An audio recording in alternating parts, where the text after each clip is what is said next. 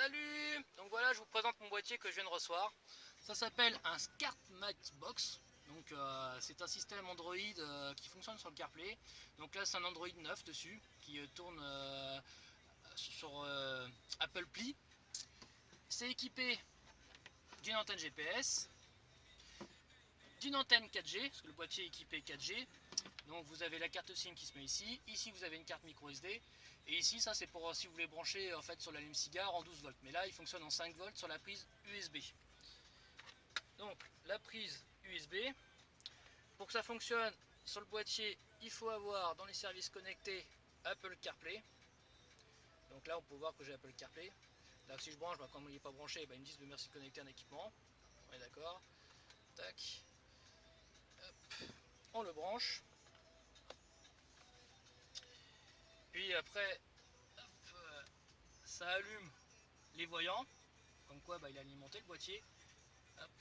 Donc vous avez un rouge, un bleu. Donc le bleu dès qu'il commence à travailler, ça veut dire qu'il va s'activer sur le SMEG. Donc ça prend quelques secondes. Hop, voilà, Android. Bon là l'image n'est pas très bien centrée au début, c'est le temps qu'il se calibre. Donc hop, il refait afficher encore Android.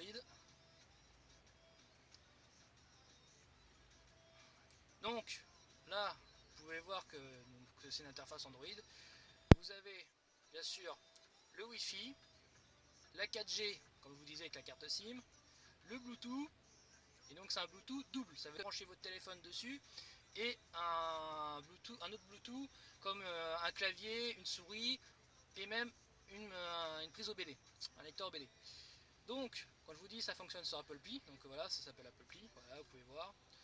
Il peut utiliser le GPS d'origine de l'autoradio, sauf que là, ça fonctionne pas avec le SMEG. Donc on pouvait voir la version, donc c'est un Apple Pli version X7NA de 2021 du mois de juillet. Donc c'est la dernière version actuellement que j'ai. Hop, qu'on pouvait afficher différents menus, on peut les effacer, hop, ça se ferme. Là vous avez Google Maps, bon, le truc habituel sur un Android. Hein. Donc voilà, vous avez Google Maps et tout, c'est nickel. Hop.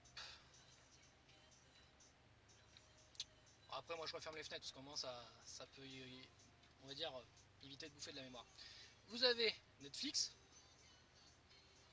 ce qui fait que vous pouvez l'utiliser même en regardant, en roulant. Seul truc, je vous le déconseille, hein, normalement c'est interdit en France de rouler avec un truc qui fait de la télé. Bon moi après j'ai pas de compte Netflix donc je pourrais pas vous faire de tests. Donc voilà. Vous avez YouTube. Donc hop. Alors, on peut se mettre un film. Donc là je vais vous mettre vite fait une bande annonce. Hein. Un Fast Furious quoi. Rien de tel. Tac. Voilà. Bon bien sûr. La pub de YouTube. Sa coordination impeccable. Voilà. Toujours qu'il faut pas lâcher sa famille. Mais moi, tu m'as lâché. Ne vous inquiétez pas, le parlement, vous voyez, disparaît. Et aujourd'hui, ta petite famille est dans mon monde.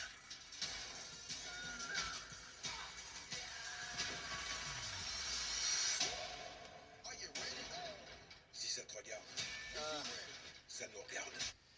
Donc, hop, la petite maison. Dessus, bien sûr, vous avez le téléphone Bluetooth que vous pouvez connecter dessus. De toute façon, quand vous branchez un appareil de CarPlay dessus, vous perdez automatiquement la connexion Bluetooth avec le téléphone. Vous êtes obligé de brancher le téléphone sur le boîtier.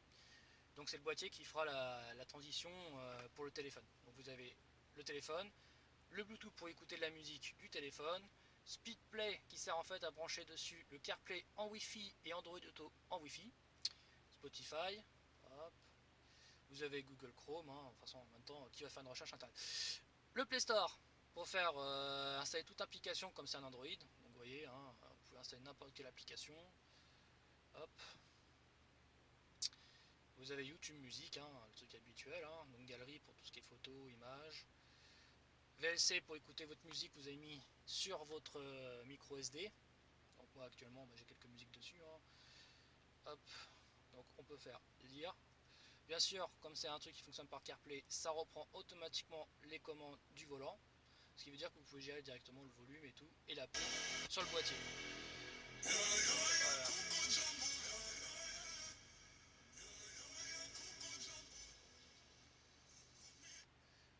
bon, il y a d'autres applications que VLC si vous voulez écouter de la musique, hein, ça c'est clair et net. Hein. Mais ça c'est... Donc voilà. Donc moi c'est VLC qui était de base installé dedans.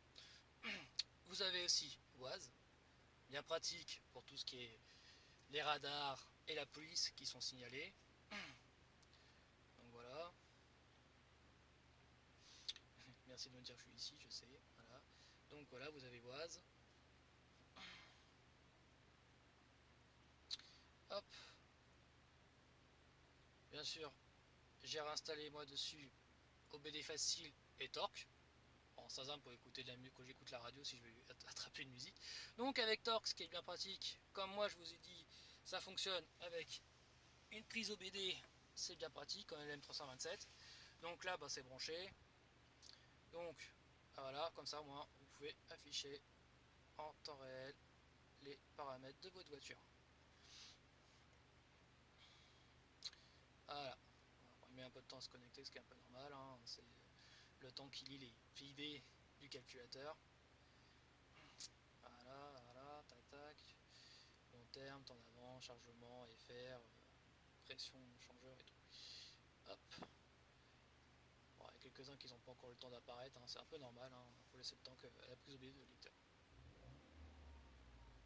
Donc au moins ça fait comme sur les voitures des Mitsubishi, Honda qui ont des écrans et tout, même bah, Clio avec les Renault. Donc voilà quoi. Hop. Après l'avantage qu'avec cette application vous pouvez aussi scinder l'écran en deux. Je veux dire que vous pouvez sélectionner. L'avantage c'est que les derniers programmes que vous avez lancés, ça apparaît à gauche. Donc vous pouvez le resélectionner pour l'afficher. Comme là je sais pas, je vais rouvrir Wise, hop ça rouvre Wise. Hop, si je veux scinder mon écran, bah, j'appuie ici, hop. Après j'ai plus qu'à sélectionner. S'il veut bien. Parce qu'on peut dire que l'écran tactile du SMAC Plus, il n'est pas pratique. Mais ça fonctionne. Donc là je peux relancer ma vidéo YouTube. Hop, lance-toi. Et tout en même temps que j'ai Waze. Ou Google Maps, hein, ou toute autre application. Donc, ce qui me permet bah, de regarder un film avec Waze.